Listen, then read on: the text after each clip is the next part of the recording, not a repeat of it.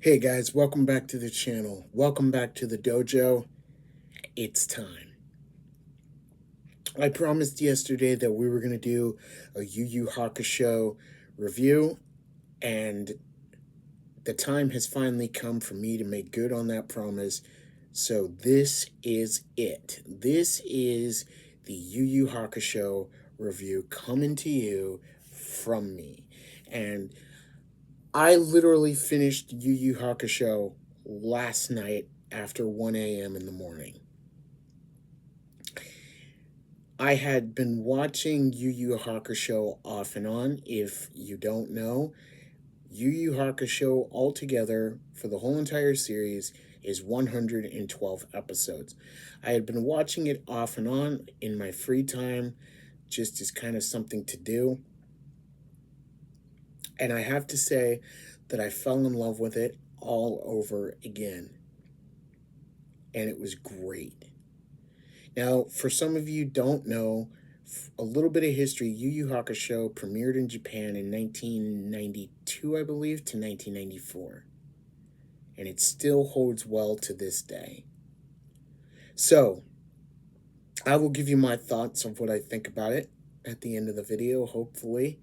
But for the most part, I'm going to run through the arcs the best way that I can.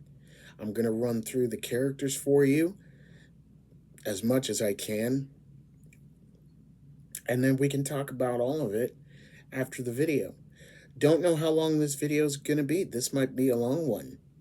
So I ask and urge you to buckle up for the ride. Here we go. Hashtag it's Yu Yu Hakusho. So, where to begin? Well, let's start at the beginning. That seems like a good place to start now, doesn't it? Yu Yu Hakusho starts off with a boy named Yusuke Urameshi. He's your pretty average, normal middle school student. And he's 14 years old. Now, for Yusuke Urameshi, school is not necessarily a priority for him. He loves getting into fights, and he's almost kind of like a delinquent. Instead of wearing the traditional uniform, school uniform, he wears a green tracksuit. He's almost kind of like a rebellious teenager. We've all been there. Yusuke spends his days getting into fights with other gangs and other kids on the school yard. His friend Keiko, who is his childhood friend but will soon become his girlfriend, tries to talk him out of it every single time. She helps him to remember his homework. She nags him about coming into school. She nags him about being lazy. And it's one of the fun, enduring things about Yu Yu Hakusho is to see Keiko and Yusuke's interaction. He loves Keiko, and he definitely thinks of her as a girlfriend. But he's not sure how to say it yet. Or at least, he believes he's too manly and too tough to say it. Hold on. We'll come back to that. Anyway, like I said, for Yusuke Urameshi, life is pretty much daily. Beating up guys, missing school, skipping out on school, the general stuff. His mom is kind of not there. And what I mean by not there is this. She's not exactly a good mom. She drinks, she smokes, and even though sometimes she tries to get Yusuke to do the right thing, she constantly nags him, and it doesn't really work. As for Yusuke's dad, the dad is long gone. We don't really get much backstory on that until much later in the series, and we'll get to that much later. Either way, his mom's a single mom raising Yusuke on her own, and safe to say, their relationship is kind of strained. Here's the thing with Yu Yu Hakusho, and I'm going to say it like this. Second chances in life are rare. this is where our story gets more interesting. One day, as Yusuke is crossing the street going to, I believe, a fight, he sees a young kid playing with his ball. And the ball bounces into the middle of the street. Well, the little kid decides to go after it. Yusuke, seeing that the kid is in trouble and in the middle of traffic, does the responsible thing and tries to protect the kid from danger. As an oncoming car comes to try to run over the kid, Yusuke jumps in front and pushes the kid back onto the sidewalk just in the nick of time. The kid is saved. Yusuke, however, is not. I want to also put a disclaimer on this video that this anime can get dark at times. But it's still one hell of a ride, and it's pretty fun. We'll get to more about my thoughts about this anime later in the video as I've specified, but let's continue for right now. Yusuke finds out that he's dead. He's ultimately taken to Spirit World by a Grim Reaper named Botan. The ruler of Spirit World, Koenma Jr., who is the son of King Yama, basically tells him that because of all the karmic debt that he's accumulated over his lifetime by beating up kids and not doing the right thing has ultimately come back on him. That and the fact that Spirit World is over capacity right now. But Yusuke's saving grace from being sent to hell, so to speak, is the fact that he did his one good deed. Just one. And that one good deed was saving the kid. For this, Koenma is willing to give Yusuke another chance at life. The only thing is he has to be kissed by someone who really loves him. There's only one person that Yusuke can think of that is willing to help bring him back to life. Keiko. So, Koenma tells Yusuke, straight up, you have to get the one you love to kiss you to bring you back to life. Kind of like a fairy tale, so to speak, right? Except instead of the prince kissing the girl, it's the girl kissing the prince. If you can even call Yusuke a prince at this point. So Yusuke has to do everything he can to try to convince Keiko, not convince, but to communicate to her on what she has to do before his time runs out and his soul is permanently taken to hell. Fortunately, Keiko gets the message and makes it just in time. Because of Yusuke's enormous will and determination to carry out this task and his enormous spirit power, which is, I guess you would say, internal life energy, Koenma grants him the rank and status of spirit detective. A detective charged with protecting the realm of the living and also overseeing the realm of the dead. The first arc of Yu Yu Hakusho is known as the Spirit Detective arc. Basically, Koenma gives Yusuke certain assignments, different missions, different cases of ghosts and apparitions to hunt down and bring them to justice. Apparitions and ghosts that would do harm against the world of the living. Along the way, we meet some more characters. For instance, another character we meet is named Kuwabara, Kazuma Kuwabara. Kuwabara is just like Yusuke. He's somewhat of a delinquent, and he loves beating up other guys.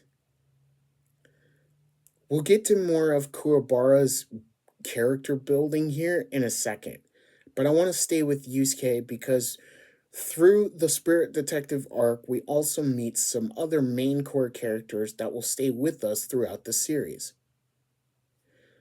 The other two that we meet along the way are Soichi Minamino, or in his other realmly name, known as Kurama. And yes, ladies, if you know Yu Yu Hakusho, then you know exactly who I'm talking about. We'll get to that, so hold your horses.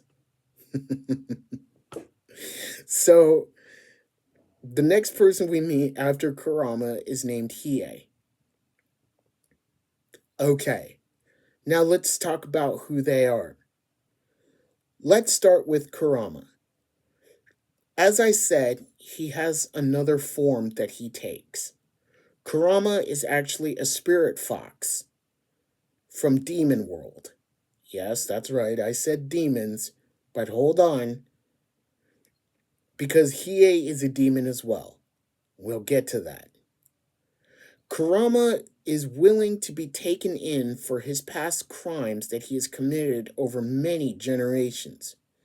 He only asks Yusuke one thing: to let him steal a certain artifact to help save his mother. I should say his adoptive human mother. Kurama's story is interesting because, like I said, Kurama's a spirit fox, but in Demon World, before he could be brought to justice, he fled to the human world and was reincarnated into a human child. Kurama, with all of his awareness, knows who he is. He remembers his past. He knows that he was the spirit fox and a bandit in a past life. And he's willing to be taken in because of those past deeds. The only thing that he wants is to save his human mother, who is sick with a very deafening illness. He's also running with Hiei. Hiei is another demon as well. Hiei has a special power known as the Jigan Eye, which allows him to search for anyone, anywhere, at any time. And that's going to play a major factor in the next arc. But for right now, Hiei is a wanted criminal any way you look at it. He doesn't care about humans. He's a loner, so to speak, except when he's running with others. And he's been running with others for a long time. But if anything, Hiei is selfish and he only cares about himself. When he fights Yusuke, Yusuke is able to defeat him, but it isn't easy. And once he does, Hiei comes to have more and more respect for Yusuke as the series progresses. We'll talk more about that later. Let me go back to Kuwabara for a second. Kuwabara, as I said, is just like Yusuke. And we'll find out throughout the entire series that not only is he somewhat of a delinquent, but somewhere he has morals. He also has a bigger sister named Shizuru, who looks after him. To my knowledge, and I have not read the manga of Yu Yu Hakusho, but the parents and their whereabouts are unknown for Kuwabara and his sister. But if any one of you in the comments would like to tell me what happens to them, I'm more than happy to know about it. So for the most part, we've met our core characters: Yusuke, Keiko, Kuwabara, Kurama, and Hiei, Botan, and Koenma. Keep these names in mind. Now, there's also a character that I forgot to mention: Genkai. As the Spirit Detective arc moves further, we learn that Koenma wants Yusuke to get trained by an old master, this being the psychic known as Genkai. Not only is Genkai a psychic, but she's also a masterful martial artist.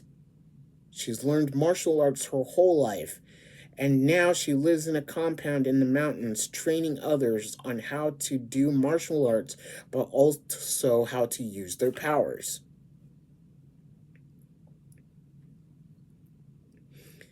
It's safe to say that Yusuke doesn't take too kindly to this at first because he thinks his skills are perfectly fine. However, there's something that changes his mind and takes Koenma up on his offer. His last case at May's Castle. What is May's Castle? It's a castle that was controlled by 4 of the most powerful apparitions that we know of up to that point. And they are known as the 4 Saint Beasts. Now, depending on what mythology or history that you would like to learn about, the 4 Saint Beasts are representations of the 4 elements: earth, wind, fire, and water. They all have corresponding names as well. For instance, Suzaku, fire; Seiryu, water; Byakko, earth; and Genbu, I believe, was wind. Yusuke is sent on a mission to fight them and to bring them to justice. But he can't do it without the help of Kuwabara, Hiei, and Kurama. With their aid, he is able to defeat the 4 Saint Beasts. But in this, he realizes that he needs to get stronger, that he can't just stay as he is, that in order to protect Spirit World and the world of the living, especially the ones he cares about, he has to get stronger. So he takes Koenma up on his offer and he goes to Genkai. Kuwabara goes with him. It's not easy though. The training isn't easy. At first, there are many people that wish to receive Genkai's training, and she'll only take on a select few. Fortunately, through her rigorous testing process, Kuwabara and Yusuke make the cut, but so do others. To determine the finals of who is going to stay and train with her, she holds a battle royale. Kuwabara, Yusuke, and one other fighter named Rando, and yes, that's his name, that is his name, for sure, are the last 3. Kuwabara secures his place. The last place is up to Yusuke and Rando. Rando reveals his true form and we find out that he's a demon in disguise, looking to receive Genkai's special power, the Spirit Wave, to make him more powerful. Safe to say it doesn't work out, as Yusuke and Kuwabara both manage to kick his butt and defeat him. Genkai takes both of them on as her students, and they train with her. The Spirit Detective arc concludes with one last case, and I have to say that this case has to be my favorite of all. This involves both Hiei, Kuwabara, Yusuke, and Hiei's younger sister. Yes, I said it. Hiei has a younger sister. I didn't mention it before because I was waiting to get to this part. Anyway, Koenma gives them the case of having to rescue Hiei's sister. Her name is Yukina, and she is an ice apparition. She has been captured by a wannabe mob boss named Tarukane. I say he's a wannabe mob boss because really, he tries. I mean, participation points for trying Tarukane. Especially because he has the guards, he has the intimidation tactics, but somehow,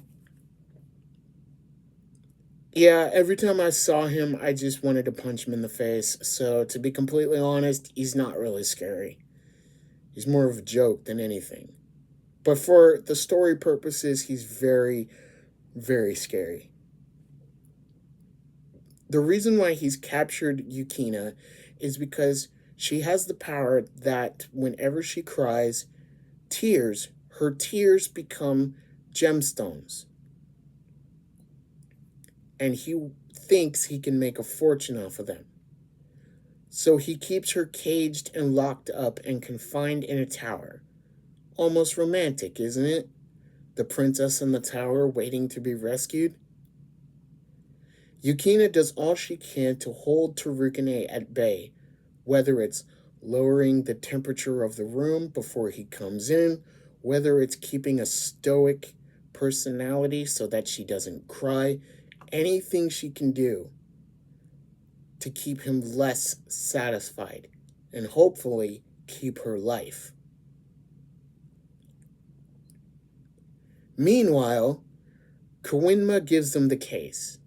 And because Kuwabara is spiritually aware now, and he can use his own weapon, the spirit sword, whilst Yusuke can use the spirit gun, Kuwabara sees Yukina and instantly falls in love.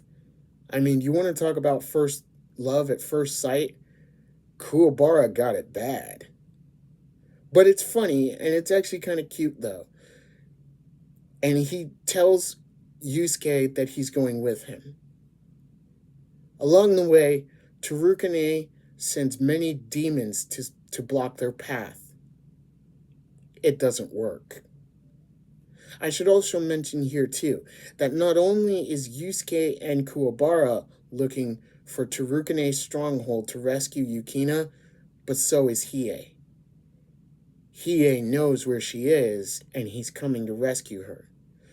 However, Kawinma didn't want Kuwabara or Yusuke to tell Hiei who she was or where she was, because for fear that Hiei would kill Tarukane, which goes against spirit world law. Remember, this is Hiei we're talking about. He doesn't care. He'll do it anyway. So it's kind of a race against the clock. Literally.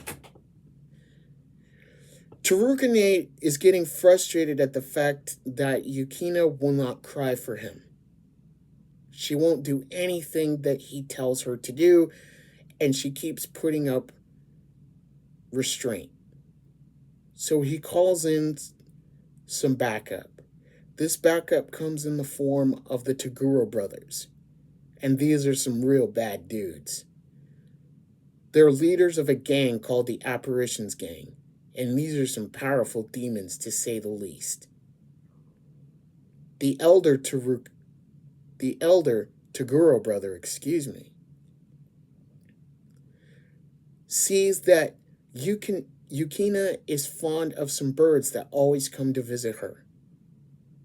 And his power basically is to stretch. He's like Mr. Fantastic. And so he traps the birds, and he slowly crushes them, forcing Yukina to watch. This makes her very sad, and she cries. And to be honest, I felt bad for Yukina this whole case. She's just a sweet, innocent girl who really just wants to be happy. There's more to her, but I want to save that for later because it involves both her and Hiei, and I just want to save that part for later. Kuwabara, who's being guided by the red string of fate and love, is able to sense where Yukina is and points both Yusuke and Botan, who has decided to tag along, in the general direction, all the while facing demons. But it isn't going to be easy, not by a long shot.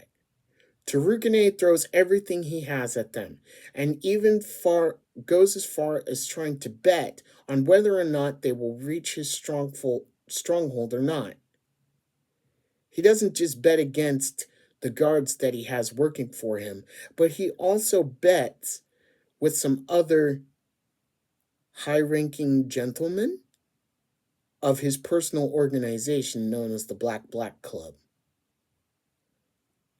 All of them bet on the demons to beat Kuwabara and Yusuke, save for one named Sakio, who bets that Kuwabara and Yusuke will make it to the stronghold and rescue Yukina.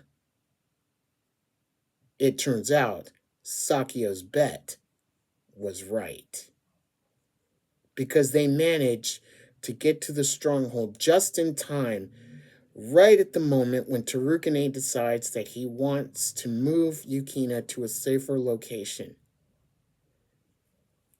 Kuwabara and Yusuke fight the Toguro brothers. The elder Toguro, who can manipulate just like Mr. Fantastic and take any shape, any size, anything he wants. And the younger brother of Toguro, who can increase his muscle size at will. We'll learn more about this later. But then, the case concludes with Yukina being rescued, Hiei coming in and busting all of the guards, not killing them, but keeping them alive, and Yukina begging Hiei to keep Tarukane alive for the sole simple fact that she has already suffered enough and there's been too much bloodshed on his account. There's no reason to kill him because it would be a waste. Hiei at this point wants to tell Yukina who he really is, but instead refrains. He doesn't want to do it because he doesn't want her to know that her brother is a criminal. And so he just says, "I'm one of the team."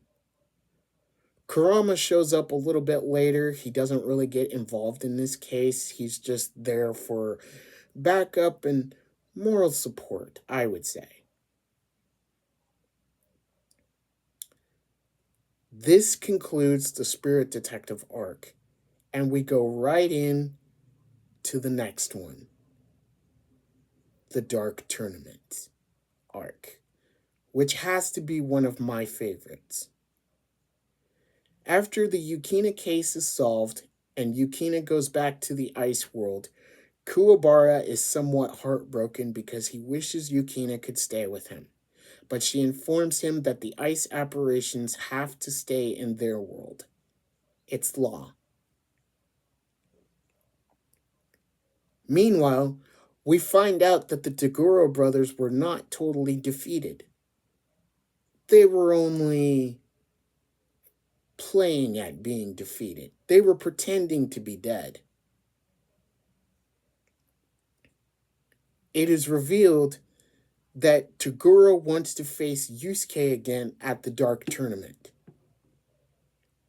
And so, with the help of Sakio and some others, Toguro invites Yusuke and tells him that he must get stronger.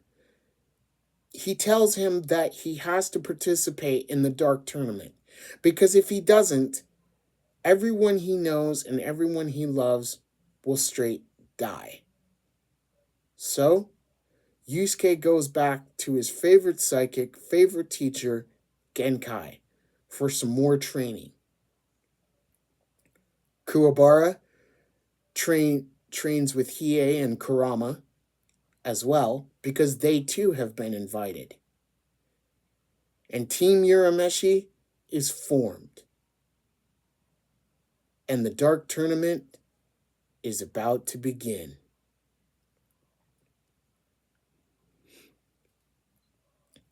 Now, here's the thing. I won't go into too much detail of what happens before the Dark Tournament because it's inconsequential. Basically, long story short, all of them get on a boat to an island called Hanging Neck's Island, excuse me.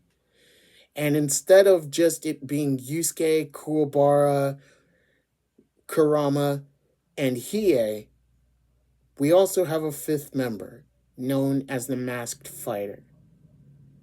Her identity will be revealed towards the end of the Dark Tournament, but we'll leave that for another time right now. As it stands, they all arrive on Hanging Neck's Island, excuse me. I'm going to get that wrong.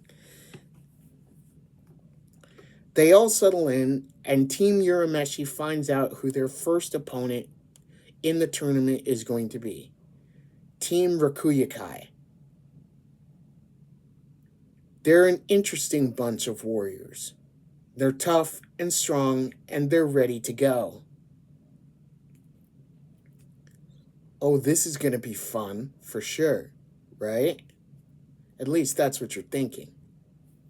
Kuwabara takes the first match against Riku. Riku, who looks to be maybe 11 or 12, depending on what you think he is, his power revolves around his skill with yo-yos.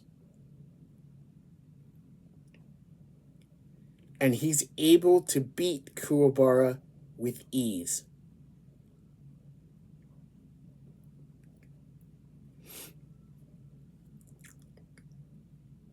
Or is he? If I recall, I believe Kuwabara wins that match. Correct me in the comments, please. The next to fight is Hiei. Yes, it's Hiei. And he's fighting a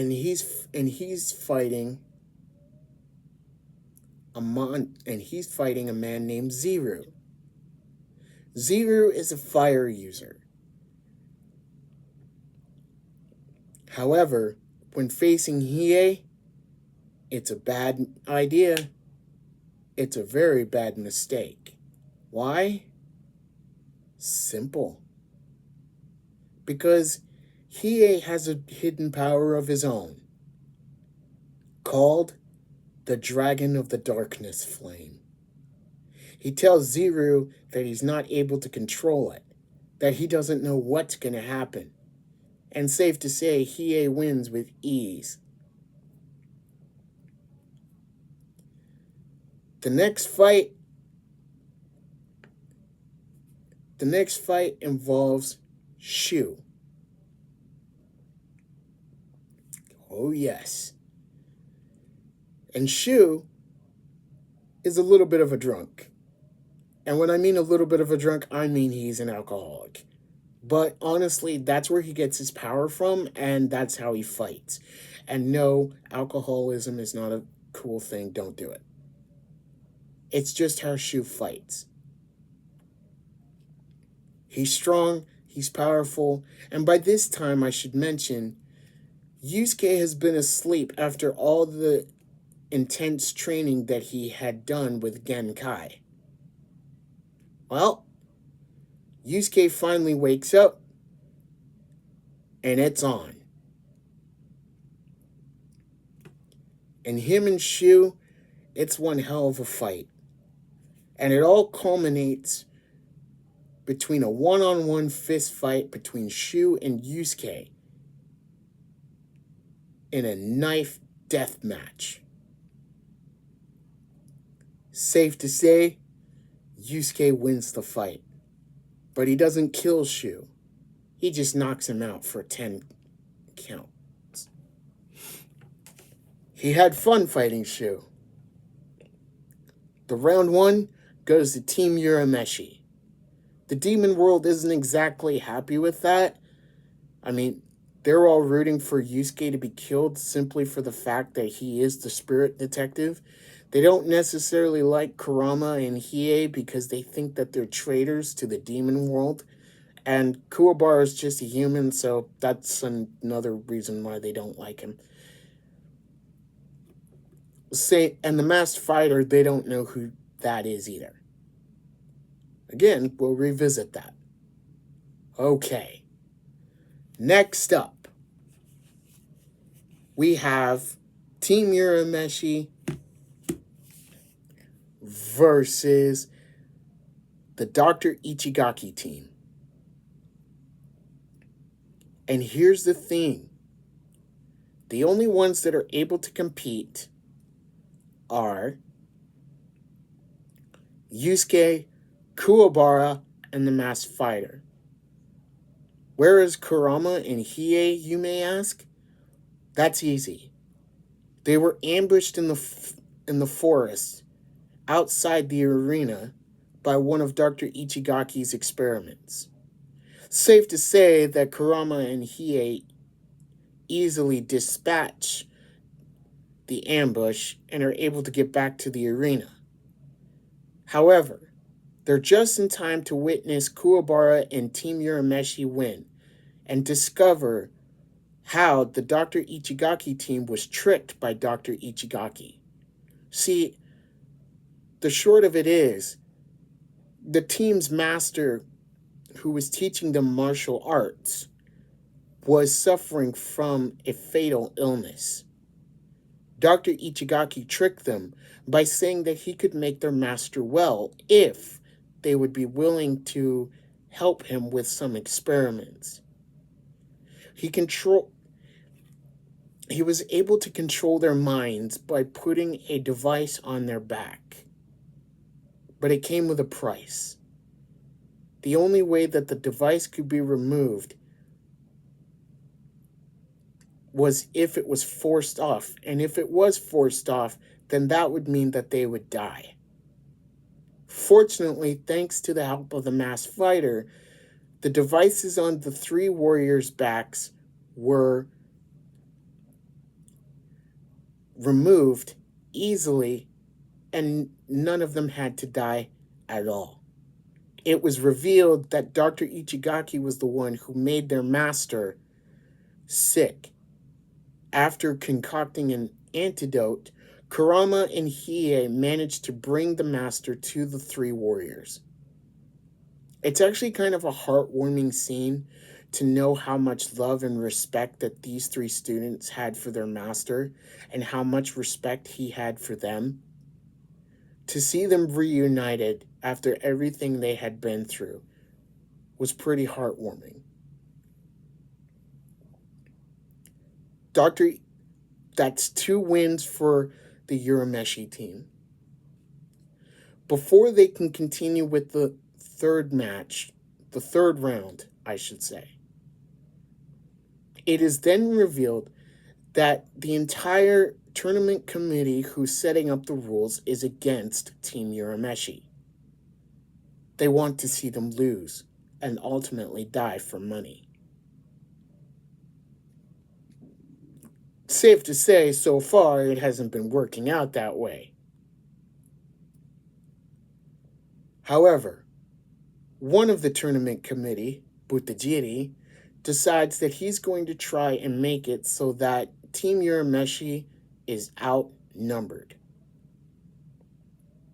Their next opponent, Risho, or I should say, Team Masho. Team Masho, which is a bunch of shinobi or ninja from Demon World. They have different powers to help them in their missions. Because of their ambush by Dr. Ichigaki's team, Kurama and Hiei, they're up to full power.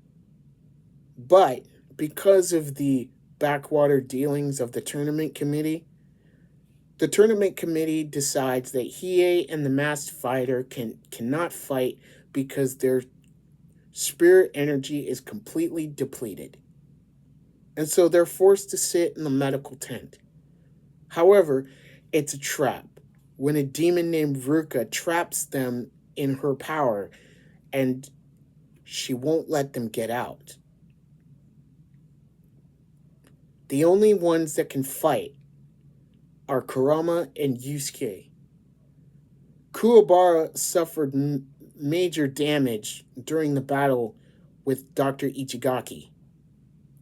So for right now, he's out of commission. So it's up to Yusuke and Kurama to hold the team. Kurama faces off against Genjo. His special power is painting. Well, I know what you're thinking. Well, that's not very special. No. His ink, so to speak, allows him to seal one's spiritual power away, which he's able to do with Kurama. However, Kurama is able to defeat him by implanting him with a maneuver called the death plant seed. He's able to slip it inside Genjo's blood and kill Genjo. However, right before he dies, Genjo tells Kurama that it will do you no good because even the ink is in my blood, and now that you have some of it on you, your spiritual power is sealed and you won't be able to use it. So even in death, I've won for my team. The next person to fight is Toya, the master of ice. Now, he is not an ice apparition like Yukina. He can actually make weapons out of ice. That's his elemental power. Kurama elects to fight him because he tells Yusuke that you need to conserve your strength, and we're going to have to conserve our strategy. Kurama does okay with fighting Toya and is able to beat him. But it's a bit of a struggle. But he manages to win. Kurama is therefore knocked out. And therefore, another member of Team Masho steps forward. Here's the thing. Kurama is too weak to continue and has all but passed out. He can't defend himself. However, to this new opponent, that doesn't matter. He'll take that liberty and try to destroy Kurama right where he stands. Oh, but it's not done yet. Yusuke tries to intervene, but it does no good. The tournament committee will not allow Yusuke to intervene until finally the leader of Team Masho says enough is enough. Let him go.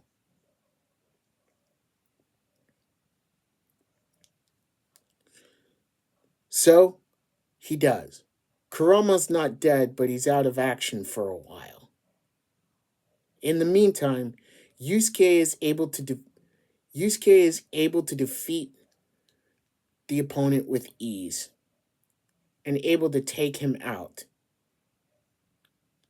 The next opponent that Yusuke must face is Jin, the Wind Master. It's a pretty good battle. Yusuke is pushed to his limits, but ultimately, it's a good battle, one to have fun with, and Yusuke wins in the end. The last fight is the leader of Team Masho, Risha. However, the tournament committee has decided that Yusuke cannot fight because technically he did something that was against the rules. They're trying to change the rules as they go to make it unfair to Team Urameshi. And when everybody thinks that Team Urameshi is done and out, Kuwabara steps forward once again. He's battered, he's bruised, he's broken, but he's still willing to fight. When Yusuke tries to convince him otherwise, Kuwabara tells him that the nurse said he was just fine. It's honestly a matter of selfishness and pride on Kuwabara's part and being stubborn, but you gotta give him guts for going out there and trying to help his team. Risho knows that Kuwabara is injured and tries to take every advantage he can. Fortunately, the committee allows Kuwabara to fight. While Kuwabara is about to get in the ring, meanwhile, we find out that Shizuru, Keiko, and Botan have made their way to the Dark Tournament to see our team fight. Botan, acting as the team's trainer, tries to find a way to get Yusuke back in the fight, to no avail. And so still, Kuwabara has to fight. It's not until Shizuru comes back from taking a smoke break that she tells Botan, you have to come outside the stadium immediately. When Botan gets there, we find out that Yukina has come all the way from the ice world to find not only her lost brother, but to come see Kuwabara and Team Urameshi fight, in a way to say thank you for rescuing her. As Kuwabara makes his way to the ring to fight, Yukina and the rest of the girls try to get in and race to help. They make it just in time, right as Kuwabara is about to give his life for his team. As he deflects Risho's final shot and he's ready to sacrifice himself and give it all on the line, he hears and he sees Yukina. He immediately repels Risho and he immediately runs to her. Thanks to Yukina, Kuwabara's spirit power, which had been lacking up to this point because of how weak he was and how injured he was, flares up in a major way and he's able to defeat Risho. Another win for Team Urameshi. Thanks to Yukina's healing powers, Kuwabara is back and ready to go for the next round. There's some banter between Yusuke and Keiko. Basically, she tells him, don't die. And then she points her finger at him. There is a little bit of fan service with Yusuke and Keiko. Him harassing her about how older she looks now and how big her butt has gotten. but other than that, Team Urameshi has earned themselves a little bit of respite. Through off and on, the rest of the fighters keep training. Hiei continues to find a way to make the Dragon of the Darkness flame work for him while discovering some new techniques.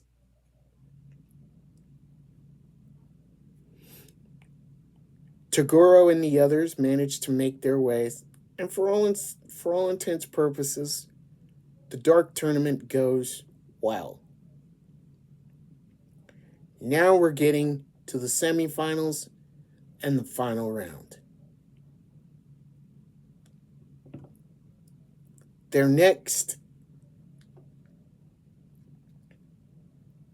next fight that Team Urameshi has to face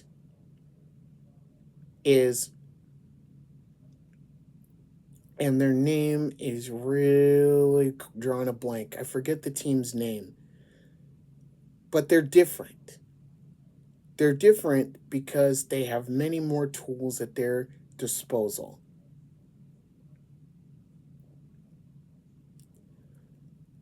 Now, this next round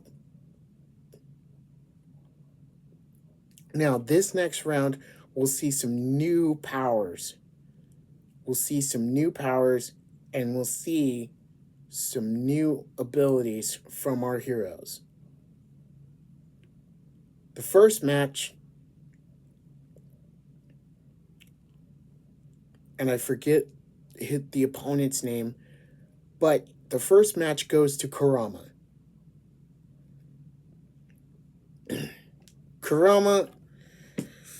The first match goes to Kurama. However, the opponent doesn't make it easy for Kurama and is able to ensnare Kurama in a trap. He opens this box, which releases a magic mist. This mist has the power to regress someone's age back down to that of a child to make it easy for them to be beaten. However, in Kurama's case, it has a different effect. Instead of reverting him back to a child, it reverts him back to his demon fox form.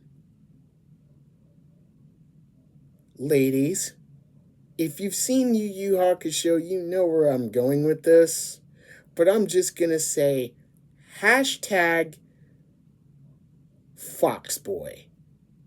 Or hashtag Yoko freaking Kurama. And let me tell you, he's not somebody you want to sneeze at. Because everybody goes nuts for Yoko Kurama. Kurama is able to defeat him with ease. But before the opponent can tell Kurama who gave him the item that helped regress him back to his demon state, the opponent is killed by his own teammate, Shishi Wakamaru. It is after this that Kurama reverts to his human form, Suichi Minamino, once again.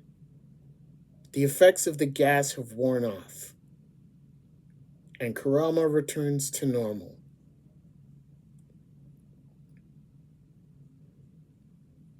The next opponent to fight Shishi Wakamaru is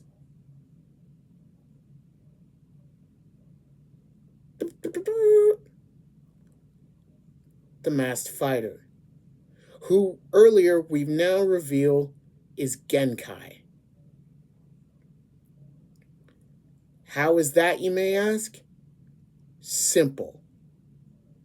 You see, while Team Urameshi was getting their rest and training and getting stronger with their techniques, Genkai realized that it was time for Yusuke to face his biggest trial and to try to pass his last test. For the time was drawing near when he would have to face the younger Toguro brother. Genkai transferred her power to Yusuke, her power being the Spirit Wave Orb. But it isn't an easy test. It puts Yusuke's body under excruciating stress and pain. When Genkai realizes that maybe she might have made a mistake, Yusuke tells her, "Don't take it away. Give it back." He wants to prove that he can handle it. He wants to get stronger. And he wants to show Genkai that her power didn't go to waste. Safe to say, Yusuke is able to pass his test. But currently he's sleeping. And Keiko is taking care of him. Try to figure that out. When demons try to take out Urameshi while he's asleep, fortunately Jin, Shu, and Renku all show up to help and to protect him. Now, back to the tournament. With all of her power basically depleted, Genkai has decided and has revealed herself to be who she is. She's not as young as she used to be. Let me explain something with Genkai's power. Genkai, with her spirit wave, was allowed to revert her body back to her most strongest when she was very young. She kept herself a secret so that nobody would recognize her, because everyone in Demon World despises her for her power. So she thought it would be safer to keep her secret and her identity hidden. But now, her identity is revealed for all to see, and now they know she's Genkai. Shishi Wakamaru wields an item known as the Banshee Sword. This sword has the power to steal the energy of all the apparitions in the arena and use it for its own. Shishi Wakamaru tries to use it against Genkai and finds out that he is no match for her. She's able to repel the energy he has right back at him with ease.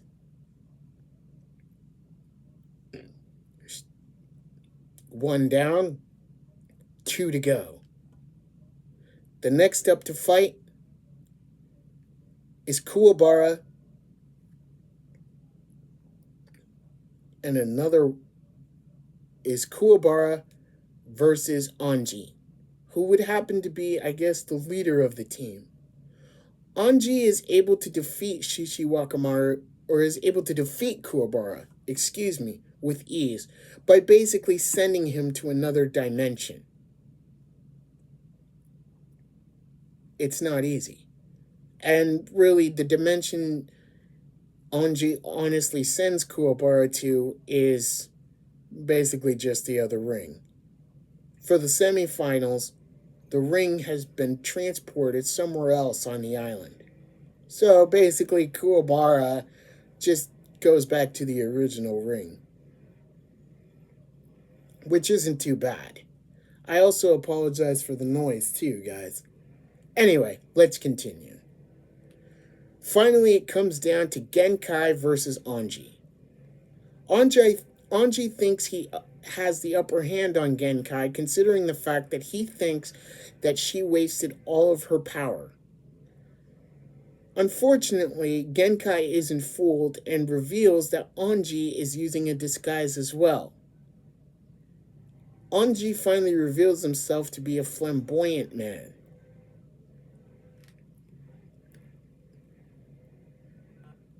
Calling himself the beautiful Suzuki. He thinks of himself as an artist. And really, he's not. He's very weak. Genkai ultimately proves this and doesn't even have to use her full power to beat him up. It's not easy. Not for a long. Finally, Team Urameshi is able to advance to the final round, thanks to Genkai's help. But it gets a little dark here, because this is where Genkai will make her last fight. You see, Genkai ultimately came to the Dark Tournament to fight her old partner, someone who she loved very much. She came to fight Toguro. They have a long and complicated history. They were first friends, allies, even teammates on the same team. Teammates that at one time won the Dark Tournament themselves. However, Toguro took a different path than Genkai.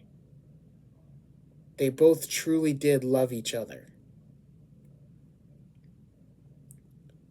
I mean, really did. While Genkai chose to have the life of a human and to grow old, Toguro became,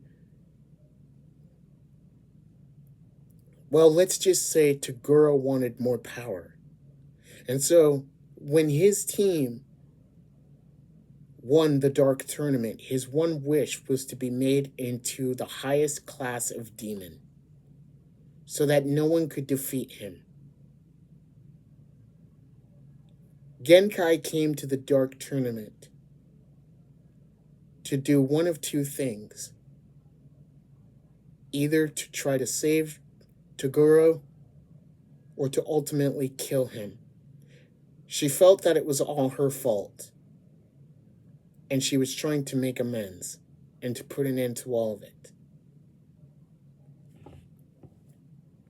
In her last fight, it was Toguro versus Genkai. Genkai gave it everything she had. Before she left for this fight, she told Kuwabara, if Yusuke wakes up and I'm not there, tell him not to follow me. Unfortunately, Yusuke wakes up and goes chasing after her. He arrives just in time to see Toguro deliver the final blow. Toguro at this point was using 80% of his true power. Genkai tells Yusuke in her final moments that he can't be a dimwit anymore, that he can't be hot-headed, that he has to think now, that if he wants to continue protecting those that he cares about, that he's going to have to use his brain a little bit more, that he can't just go rushing into fights.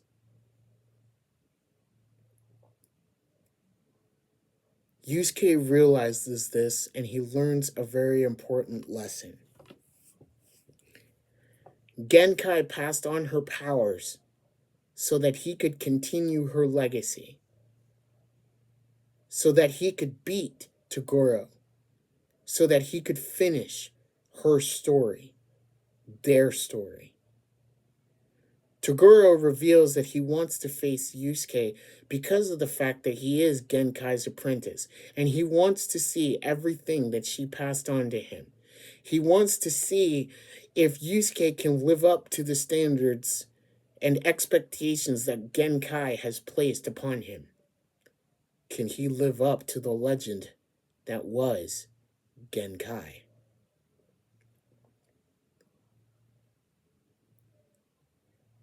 It takes Yusuke a while to realize that Genkai might not be coming back. But you can tell that he dedicates everything he has to her. For this last round, Team Toguro versus Team Urameshi, it's all on the line. Everything. Their lives, their powers, their loved ones. It's all here. The big climax. This is it. It's Karasu and Kurama in the first round. Karasu, whose powers is able to use his mind to create bombs and throw them at his opponents, is also able to play mind games with Kurama. Karasu, however, is able to win.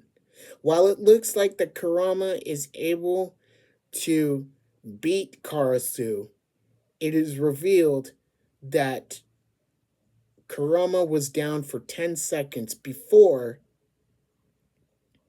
he landed the final blow on Karasu, therefore making Karasu the winner even though Karasu died.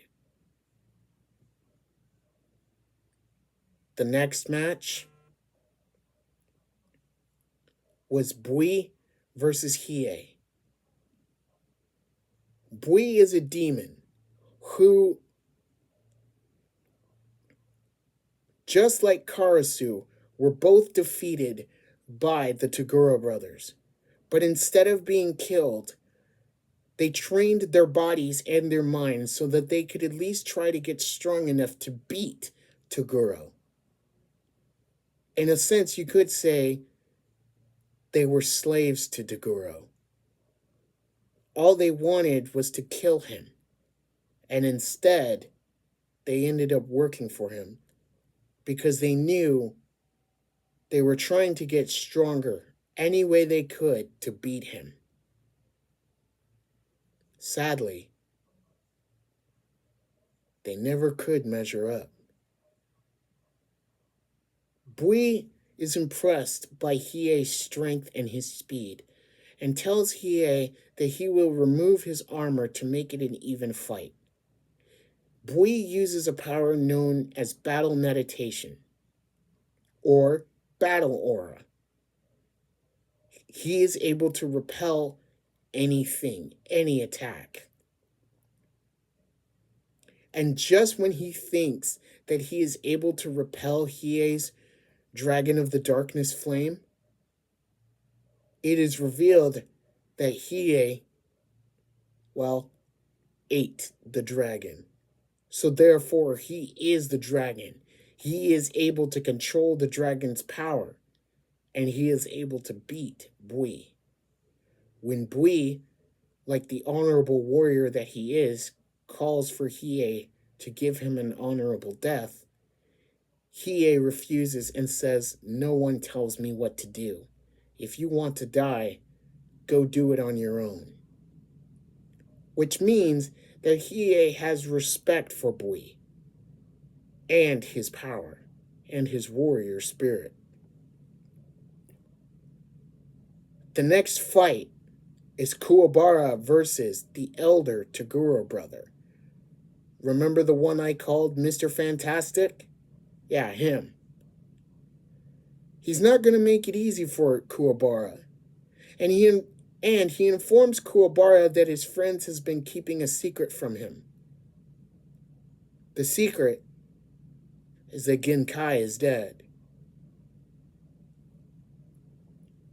At first, Kuwabara doesn't believe it. But when he looks back at Yusuke and Yusuke gives him a nod, he understands. And while the elder Toguro brother continuously tries to taunt Kuwabara and try to tell him that he's worthless and he's nothing, Kuwabara finds the strength within, and he realizes that they probably had a good reason for not telling him, which they did. When Kuwabara finally is able to defeat the elder Toguro brother, Yusuke tells him the truth, that he didn't tell anyone that Genkai was dead. Not even Hiei and Kurama knew. He didn't have to tell those two because they could sense that Genkai's spirit energy was gone, and they assumed that she was dead. But the reason why Yusuke didn't tell Kuwabara or tell anyone that Genkai was dead was because that would be like admitting to himself that she wouldn't be coming back, and that was something that he wasn't ready to do. Finally, we get to the final match. Yusuke Urameshi versus the younger and probably the most powerful Toguro brother. And man, what a fight it is. It's a non-stop free-for-all of action. Toguro decides to take his power up to 80% as a way to test Yusuke's power. And for a while, it seems like both of them are evenly matched. Toguro then takes his power up to 85%. A little bit more intense. But it's going to get more worse. As Yusuke starts to get beaten and battered and tossed all around, Toguro is disappointed and basically tells him, "Did you think that you could defeat me?" But Yusuke reveals he's got a little surprise of his own. He's been wearing restraints, and he finally releases them, and he is able to push Toguro all the way back, even destroying the ring. But Toguro reveals there's more to him than meets the eye. Toguro takes his power all the way to 100%. However, it's pretty deadly though. Apparitions and everyone alike are not even safe from Toguro. By this point, his lust and quest for power is dangerous. All the fans that would have rooted for Toguro and against Urameshi have now turned. Now they want Yusuke to win to save their lives. For a while, it looks like Yusuke is going to fall. And it looks like Toguro is going to win. However, Toguro knows that Yusuke can't bring himself to unlock the full extent of Genkai's power because he hasn't been stimulated enough. So the stimulation is required. The target that Toguro chooses to go for? Kuwabara.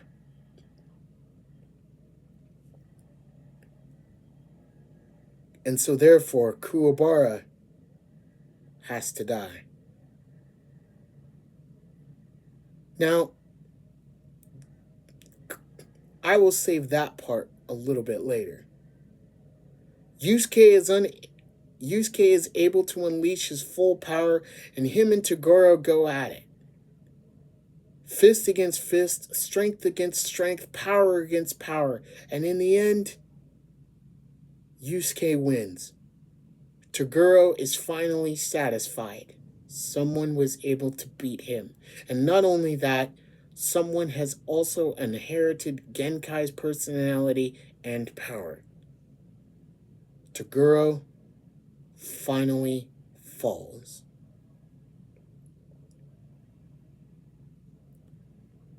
And as Yusuke comes back and mourns the loss of his friend, it's revealed that Kuwabara isn't dead. That Toguro missed his vital points and Kuwabara was faking it because he knew Yusuke needed the push. Well, there's a Marvel reference for you. Wink, wink, nod, nod to Nick Fury. It worked. Sakio has decided that since the Dark Tournament is over and since his team lost, he's going to he's going to self-destruct the arena. And thus, everyone makes it back to human world safely, in one piece. Oh, and a little surprise, too. Genkai comes back thanks to the help of Kawimba. So, yeah, there's that. And that concludes the Dark Tournament arc. The next arc we start is the Psychic arc. I'm going to try to run through this arc. I enjoyed it for what it was, but let's see if I can just run through it. The portal to Demon World has been opened. A little fact I forgot to mention. Sakio's big plan or wish for after the Dark Tournament was to open a tunnel to Demon World between the living world and Demon World so that demons could run and flow and go in and out between the human world and the demon world. Someone managed to make Sakio's plan complete, and the Demon World tunnel has now been opened. This person's name is Shinsui. Along with the tunnel being opened, normal humans are now getting psychic powers. Normal humans. Some choose to fight for Shinsui, and some choose to help Yusuke and the others stop Shinsui from opening the demon world. Safe to say, the portal is open to 100%. And Kuwabara is the key. After the Dark Tournament, Kuwabara's spiritual powers were sealed. Although Genkai believes that his powers are just undergoing a transformation, which she was right. You see, instead of a regular spirit sword, Kuwabara now has his Jidon sword, which allows him to slice through dimensions, which is exactly what Shinsui wants, considering the Kakai barrier, which is a barrier that Spirit World has put over the demon world to make sure that no demons lower than A class and less class and S class get out, has been severed thanks to Kuwabara's sword. Now the demons are free. However, Yusuke and his friends do everything they can to stop the tunnel from opening fully. In this process, Yusuke fights Shinsui, who was a former spirit detective just like Yusuke. It has come to find out that the reason why Shinsui left being a spirit detective and has opened the portal to Demon World is because he saw the evil side of human nature. Shinsui's life was that of black and white. Demons bad, humans good. Until he saw the dark side of humanity. This painfully changed Shinsui. And as him and Yusuke fight, Yusuke realizes that he's not strong enough to face Shinsui. He knows that his friends have the extra power they need to defeat him. And he's willing to make the ultimate sacrifice. And so Yusuke himself dies again. It is thanks to this that Kuwabara, Hiei, and Kurama find the strength within to release their full power, to make the journey to Demon World to defeat Shinsui. But hold up. Wait a minute. There's a twist. Because Yusuke doesn't stay dead for long. No.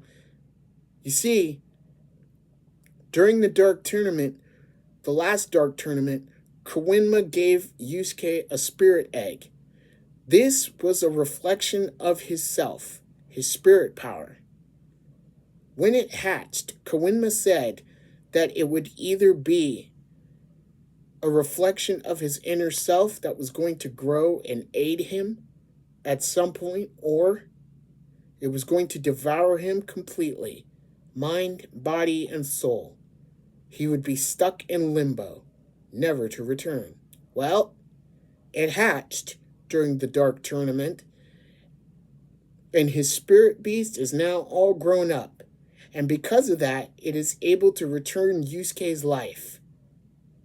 But we also reveal something else about our spirit detective, that he is a descendant of the Mazoku, an ancient demon that is still living in Demon World, but passed his seed down through generations. King Yama decides that Yusuke must be quarantined and he has to die because of this. So he puts a hit out. But it is because of this power that Yusuke is able to defeat Shinsui in Demon World once and for all.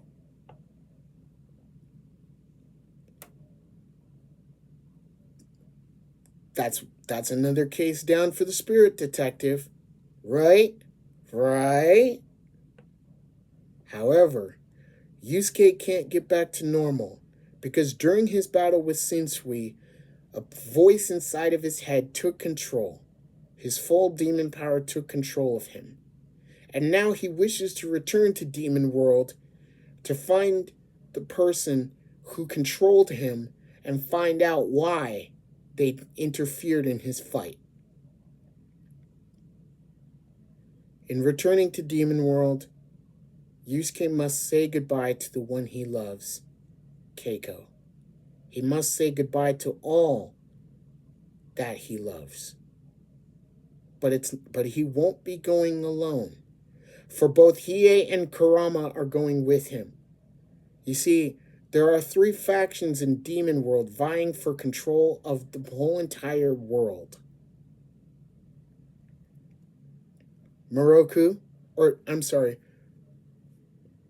Mukuro, Raizen, and Nomi are three of the most powerful demons in this realm.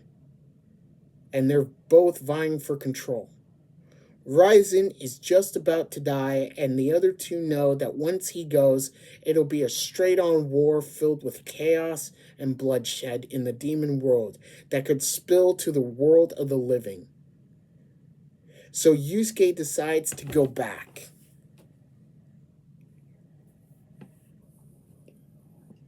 When he tells Keiko that he has to go back to Demon World to settle things, she tries to tell herself that she won't wait for him. And he tells her, I'll be back in 3 years. And when I do come back, let's get married. It was kind of something that he always used to say to her when they were kids. But this time, he means it. By this point, Yusuke has already been fired as a spirit detective because of the fact that he's part demon, part Masaku. And he's okay with that. This arc for me was kind of a little bit boring only because I missed Kuwabara and the other characters. This arc primarily revolves around Yusuke training with Raizen's forces, Kurama training with Nomi's forces because Nomi is a former ally of Kurama's, and Hiei going with Mukuro, excuse me, I almost screwed that name up, just for the fact of getting stronger and returning home because he doesn't feel like he belongs in the living world. And it's through this arc that we see different iterations of how our characters, who they are, and how they've become to be who they are. For instance, Kurama, as I've mentioned before, is a spirit fox and was a bandit at one time. Nomi was his former second in command.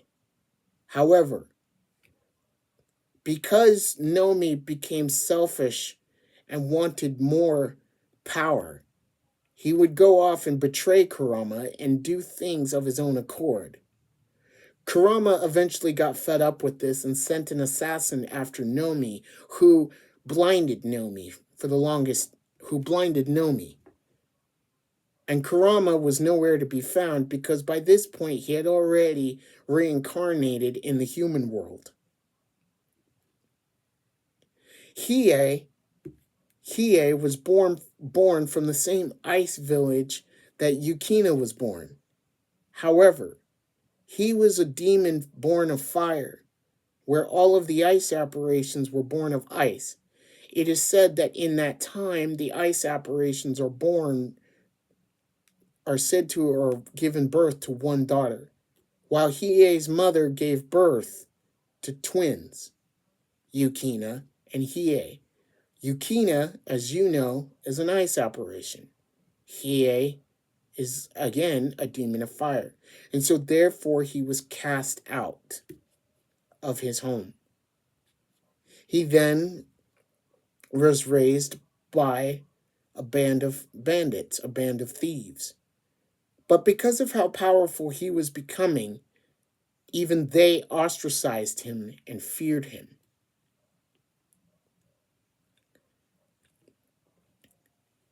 It is then revealed that Hiei is starting to have a longing of where he came from, to see his old home again. And so, this is where he gets the implant of the Jigan Eye.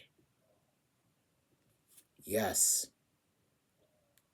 Hiei's past is very, very tragic, very sad, and kind of disturbing. But it is it is that and everything that he has been through that has forged him into the person that he is today, a survivor, a cold, calculating, violent survivor, but a survivor nonetheless. Anyway, it all culminates with Ryzen finally passing away and Yusuke taking up the mantle and his territory. Yusuke decides that instead of there being a full out war, he proposes a tournament and he makes it every demon for themselves. The rules of the tournament are this: there are no killing because everyone likes to fight in the demon world, and he figures that if everyone's dead, then you can't go back and have rematches. He also says that the winner of the tournament will be the ruler of Demon World for the next 3 or 4 years.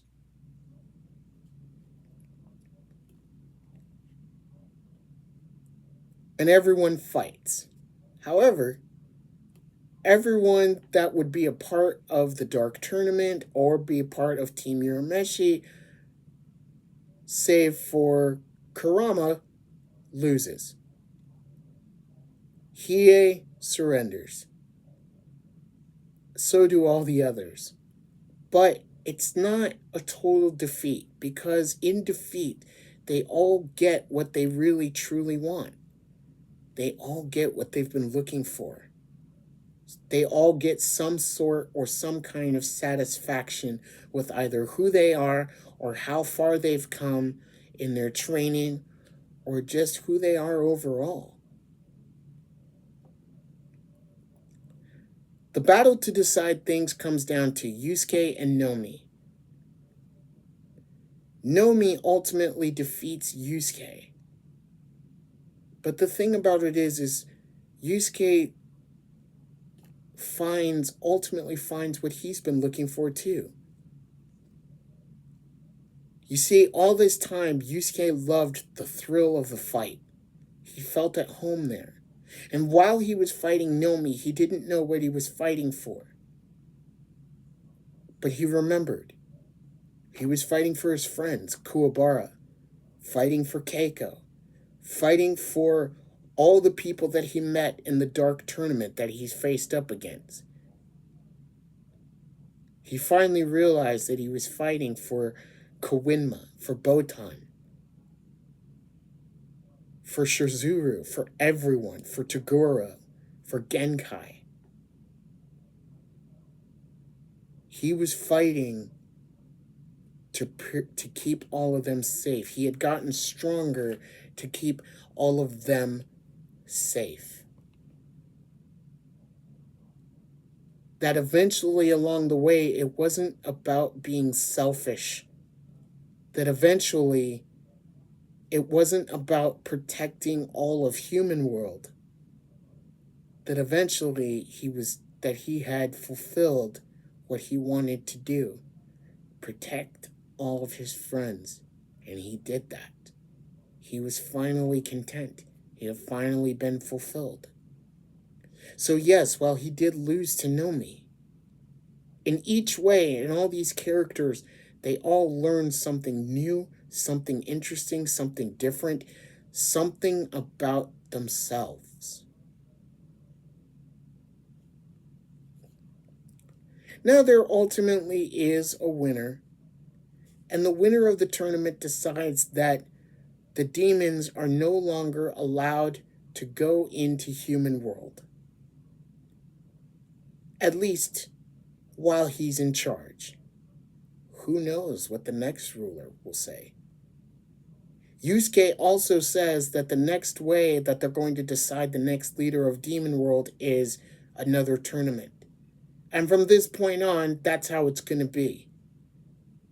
In his way, he says it's democracy. So there you go.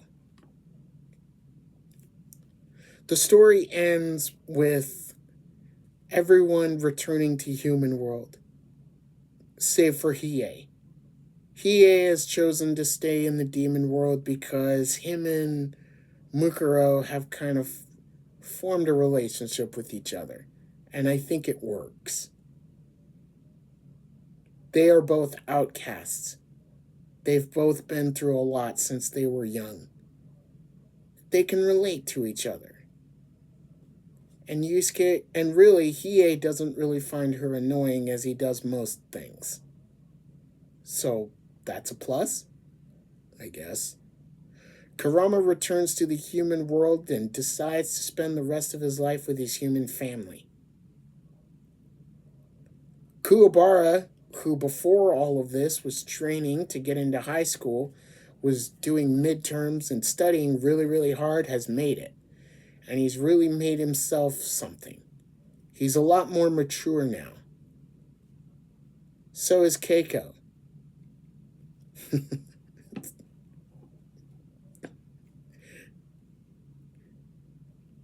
Genkai calls them all to her compound for one last meetup. And it's actually kind of cool to see the old gang back together again. From Shizuru to Keiko to Botan, even Koenma shows up. To Kuwabara, to Kurama, to Yukina, and yes, even to Genkai. She tells them that when she dies, she wants to leave the compound entirely to her, to all of them. To let it be a safe place for demons and humans to coexist. Something that she was never able to do in her life. They all agree to it. They all reflect on the incredible journey that they've had up to this point. All the stuff that they've learned. All the fights that they've been in. All the experiences that they've had. It's one big reflection, and I completely love it. As they go down to the shore, because Yusuke hasn't returned yet, they're all playing in the sand, playing on the beach. And Keiko goes out to the water, and she shouts, "Yusuke, it's time for me to think about me.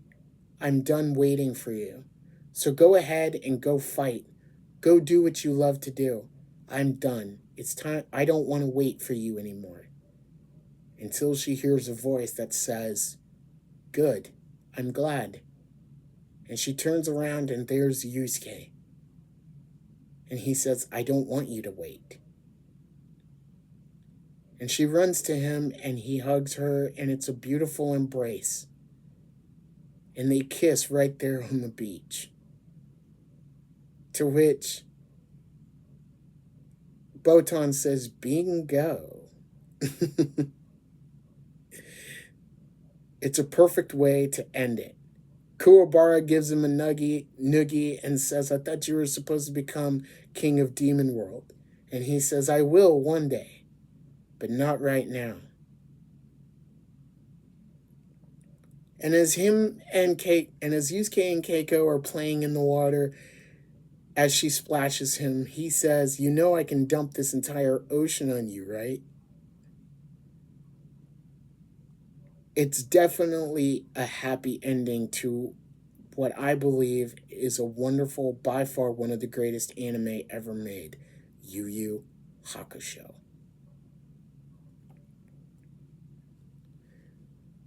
So here are my final thoughts on Yu Yu Hakusho. I love Yu Yu Hakusho, and I'm not sure if I want to do a separate video on comparing two anime series together. I know a lot of people like to compare Yu Yu Hakusho to Dragon Ball Z. After watching this, I have more respect for Yu Yu Hakusho. Not because of the fighting, not because of the cool powers and the cool characters, but because of the lessons that it teaches. When we first started on this journey of Yu Yu Hakusho, we saw it from Yusuke's perspective of being just a punk delinquent who really didn't care about anyone, he just cared about himself. But throughout the entire series, we see how Yusuke comes to care about his friends, his family, how he's willing to die for them, how he's willing to protect them, how he's willing to grow stronger for them. And in each turn, we see how they are willing to grow stronger for him as well. We see how Kuwabara was a delinquent, but becomes a man of honor. A man who's stubborn, but he follows his own honor code. And yes, he still loves Yukina. Kurama, who was fighting with himself on whether or not he wants to become a full-fledged demon again, or if he likes his human family. In the second Dark Tournament, it's revealed that he decides he wants to stay who he is, as just Suichi Minamino, that he's happy now, and he does not want to deny that. Hiei is happy, knowing that Yukina is happy where she is in the living world. It's revealed that Yukina left her home world and wants to stay in the world of the living, because she doesn't want her heart to be completely frozen. She wants to enjoy her life. And Hiei is happy with that. And more importantly, he's happy that he can connect and cope with someone. He's fought a lot of battles, he's survived many things, and finally, he has finally found his peace.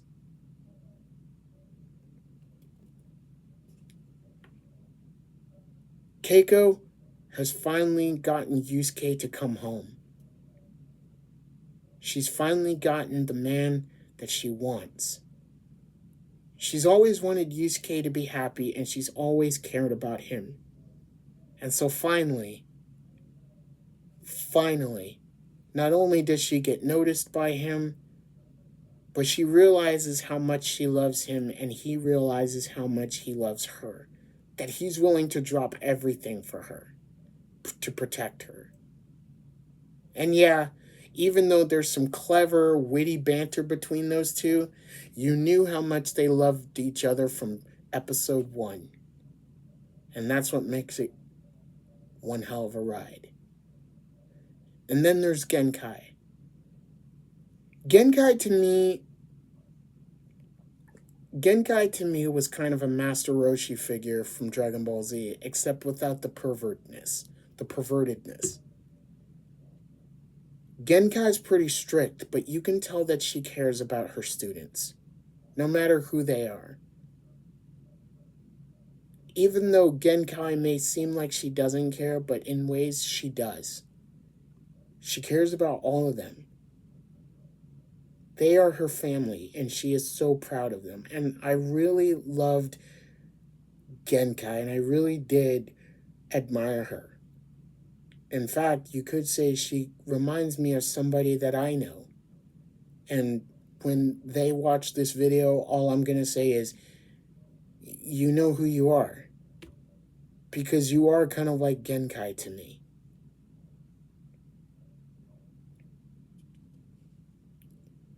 Koenma was just funny. But in the end, he's proven himself to be somebody that you can really rely on. I love this anime series. I'm really glad I rewatched it over and over again. And if you haven't seen it, I definitely urge you to go check it out. If you're asking me to make a comparison between Yu Yu Hakusho and Dragon Ball Z, I can't do it. They're both pretty incredible. One talks about growth. One talks about a kid growing up to becoming a man and all the trials and tribulations that entails. Dragon Ball Z is just pure on fighting and trying to save the world and continuing the story of Goku. That's what I'll say about that. Maybe I'll do a future video going more in depth. But for right now, all I'm going to say is this. Yu Yu Hakusho is by far an awesome show, and I totally, wholeheartedly recommend you guys go watch it. It's out on Crunchyroll. It's 112 episodes, and if you've read the manga, more power to you. Because there's a lot more stuff involved in the manga. Some of it good, some of it bad. And if there are some things I missed in this review, please feel free to tell me. I'm always willing to learn and I love to hear feedback. And please tell me how I'm doing on these videos. I'm a newbie at this and I'd like to know how I'm doing. In the meantime, I hope you guys are having a good day, afternoon, evening, night, wherever you are. Arigato gozaimasu. Thank you so much for watching. This has been Yu Yu Hakusho in the dojo, and I will talk to you guys next time. Peace, guys.